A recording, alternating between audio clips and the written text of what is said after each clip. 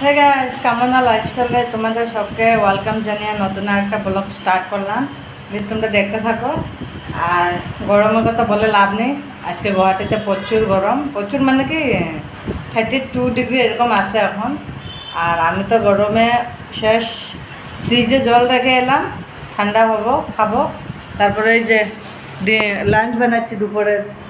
স্টুডেন্টগুলো সবগুলো আজকে এক্সাম চলছে কলেজে, সব চলে গেছে। সকালে ব্রেকফাস্টে বানিয়ে দিয়েছি ভাত আর চানা আলুর তরকারি, আর খুশিরে দিয়ে আসলাম স্কুলে।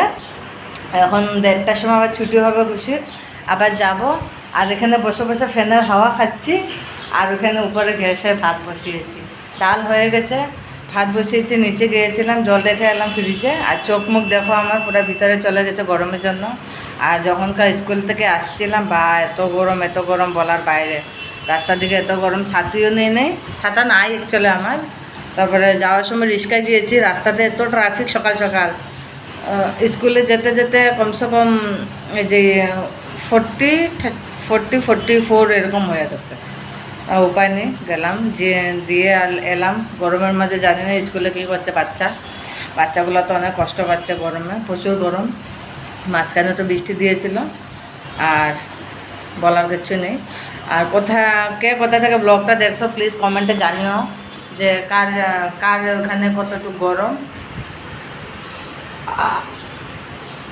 আর আমার না এই যে বুকের এখানে না, নিচের দিকে পাথরের নিচের দিকে এখানে ব্যথাটা হঠাৎ করে একটা ব্যথা হয়, জানো, ওই হাইটটা আসলে ব্যথাটা হয়, শ্বাস নিতে কষ্ট হয়। গরমে দেখো মুখ মুচ্ছি বারবার। স্কুল থেকে আইসেই একবার স্নান করলাম, আর কালকে রাত্রেবেলা একবার স্নান করছি, কইরা তারপরে ঘুমাইছি। আর এখন আবার রান্নাবান্না করে রেখে চলে যাব, ওদেরকে খাওয়া দেবো না। আর আমি স্কুল থেকে আইসা ওদেরকে খাওয়া দেবো, কলেজের স্টুডেন্টগুলোকে। খুশিকে আনতে যাবো 1:30টার সময় স্কুলে। যাওয়ার সময় তো রিক্সায় যাবো, ভাই এত গরমে আমি হাইটে যেতে পারবো না। তো কার ওইদিকে কতটুকু গরম দিচ্ছে প্লিজ কমেন্টে জানিও। আর সাবধানে থেকো তোমরা সবাই, বড়োদেরকে বলছি আপনারা সাবধানে থাকবেন। এই গরমে যত সাবধানে থাকা যায় ততই ভালো আমার হিসাবে। আর আমাদের এখানে প্রচুর গরম, আর পারা যাচ্ছে না গরমে। আর আজকে লাঞ্চে বানাচ্ছি আমি বাঁধাকপি, ডাল, তারপরে ভাত।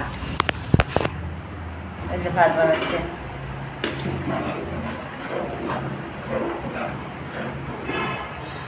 বানাচ্ছি, উপায় নেই, ডিউটি করি, রান্না তো করতেই হবে, যতই গরম হোক যতই ঠান্ডা হোক রান্না করতে হবে, কিছু করার নেই। ভাতটা হয়ে গেলে তারপরে বাঁধাকপি কাটবো। তারপরে আর নিচে মানে মালিকের রুমের টাইলস লাগাচ্ছে, ওখানে মানে মেশিনে টাইলস কাটছে, ওই জন্য অনেক আওয়াজ। প্লিজ তোমরা অ্যাভয়েড করো আওয়াজটাকে, প্লিজ মাফ করে দিও। কালকেও এরকম ব্লগ বানানোর সময় এরকম আওয়াজ হচ্ছিল, সবাইকে বলছি অ্যাভয়েড করার জন্য আওয়াজটা, কিছু মনে করো না। এখন বেলাকের কাজ করে এতটুকু তো অ্যাডজাস্ট করতেই হবে না, কিছু করার নাই। আর যারা আমার ব্লগ দেখো প্লিজ লাইক কমেন্ট করো, শেয়ার করে দিও ব্লগটা। এতদিন ধরে ব্লগ বানাচ্ছি, কেউ দেখেও না, লাইকও করে না, সাবস্ক্রাইবও করে না। প্লিজ কষ্ট করে ব্লগ বানাচ্ছি, তোমরা প্লিজ একটু সাপোর্ট করো। যদি অল্প সাপোর্ট করো তাহলে আমি আগে বাড়তে পারবো। এখন যদি সাপোর্ট না করো আগে বাড়া অসম্ভব ব্যাপার এটা। আর কি বলবো, প্লিজ সাপোর্ট করো আর লাইক করে দিও। ব্লগটা দেখো, সবাই ব্লগ দেখে, কিন্তু কেউ লাইক করে না, কেউ সাবস্ক্রাইবও করে না। প্লিজ তোমরা সাবস্ক্রাইব করবে। গরমে উপায় নেই, গরমে বসে বসে ব্লগ বানাচ্ছি ফ্যানের নিচে, একবার ওই ঘরে যাই একবার ওই ঘরে আসি। আর সত্যি কথা বলতে গেলে আমি ভয়েস এত দিতে পারি না, নতুন শিখেছি ব্লগ বানানো, ভয়েস দিতে জানি না এত। কিছু কিছু রিলসের মধ্যে ব্লগ বলে সরি, এই যে ভয়েস দিতে পারি, কিন্তু লং ভিডিও যেটা ওইটাতে আমি ভয়েস দিতে পারি না। আর এডিটও করতে জানি না, সত্যি কথা বলতে গেলে মিথ্যা কথা বলবো না, এডিট করতে জানি না। নতুন শিখছি কিছু, তো এডিট করতে জানি না।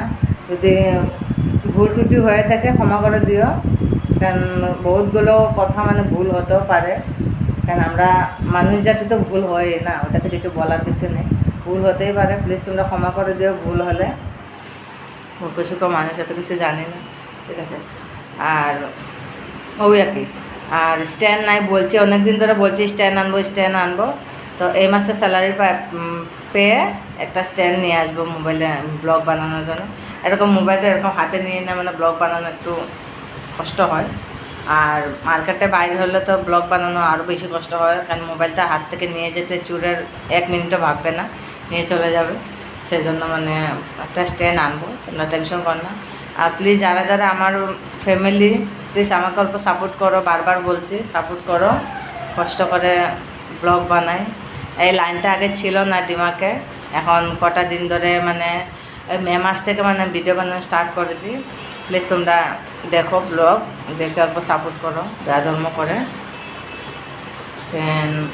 অনেক কিছু বলার আছে তোমাদেরকে, এখন তোমরা যদি সাপোর্ট না করো আমাকে, ফ্যামিলি যদি না হও আমার, আমি তো কিছু বলতে পারবো না। তোমরা যদি কমেন্টে বলো আমাকে যে আমার লাইফস্টাইল কী বা কী করি কী না সব জানা যদি জানতে যদি চাও তোমরা, আমি বলবো। এখন কেউ কমেন্ট না করলে, না জানতে চাইলে আমি তো বলতে পারবো না। তো তোমরা যদি জানতে চাও যে আমার লাইফস্টাইলের ব্যাপারে, আমি বলবো তোমাদেরকে। তোমরা কমেন্টে বলো আমাকে আমার জিন্দগির ব্যাপারে বা আমার জীবনের ব্যাপারে কি শুনতে চাও, কি জানতে চাও, আমি বলবো। তোমরা কমেন্ট করো প্লিজ, আমি বলে দেবো। ব্লগ তো দেখে সবাই, কিন্তু কমেন্ট কেউ করে না, একটা কমেন্টও নাই। আমার জানা মানুষ যারা দেখে ওরাই কমেন্ট করে, ঠিক আছে। আর বাইরের জায়গার মানুষ এখন তো মনে করো আমার ব্লগটা পায়নি, জানি না পাবে কি না পাবে। পেলে বলছি প্লিজ তোমরা সবাই আমাকে অল্প সাপোর্ট করো। আর কি বলবো, বারবার একটা কথা বলবো না। আর কে কোথা থেকে দেখছো ব্লগটা বলো। আর আরেকটা কথা বলতে চাই, এখন বর্তমানে আমি সুস্থ আছি। আমার জুলাইয়ে একটা অপারেশন হয়েছিল গল ব্লাডারে,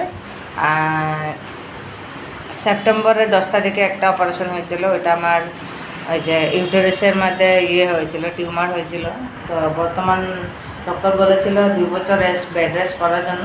2 বছর মানে কি, 2 বছর এমনি রেস্ট করার জন্য বলছিল, আর 6 মাস মানে বেড রেস্ট করতে বলছিল। তো সত্যি কথা বলতে গেলে আমি বেড রেস্টও করি নাই, আর নর্মাল রেস্টও করি নাই, কারণ আমার সাপোর্টার কেউ নাই। বর্তমান আমি সিঙ্গেল মাদার, আমার মেয়ে আছে আর আমি আছি, আর আমার মা বাবা আছে, ভাই বোনরা আছে। আমার স্বামী বর্তমান আমার সাথে থাকে না, ও থোড়া মেন্টালি প্রবলেম। তো বর্তমান এখন ভগবানের আশীর্বাদে কৃপায় সুস্থ আছি, ভালো আছি। দুটোটা অপারেশন সাকসেস হয়েছে, আর এখন বলছিল বেড রেস্ট করার জন্য, এখন কোনো অসুবিধা হচ্ছে না।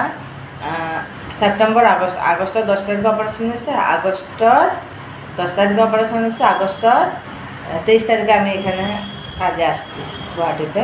এখানে পিজিতে আমি রান্না করি 3 টাইম, কাজে আসছি। বসে বসে খেলে তো হবে না, কেউ 1 টাকা দেবে না। এই জামানাতে কেউ 1 টাকা দেওয়ার মতো মানুষ নেই, দেবেই কেন? সবার সংসার আছে ভাই, সবার পেট আছে, সেজন্য কেউ দিতেও লাগে না, আর কেউ থেকে নিতেও লাগে না। যতক্ষণ ভগবানের শক্তি দিয়েছেন শরীরে, কাজ করে কর্ম করে খাওয়া হয়।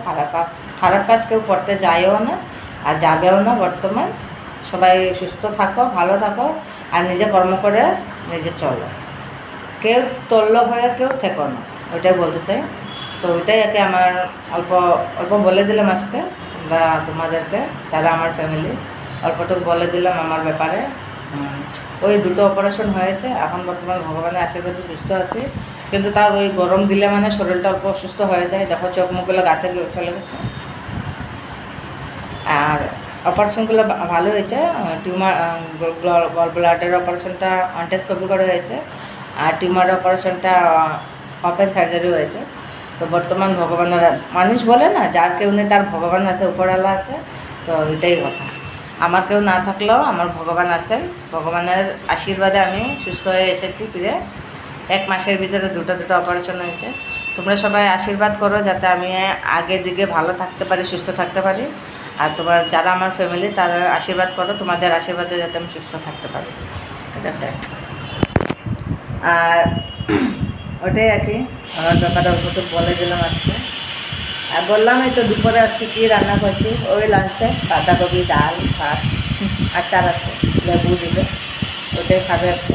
আর আজকে আজকে কি বার? শুক্রবার না, আজকে শুক্রবার, রাত্রে ডিম দেবে।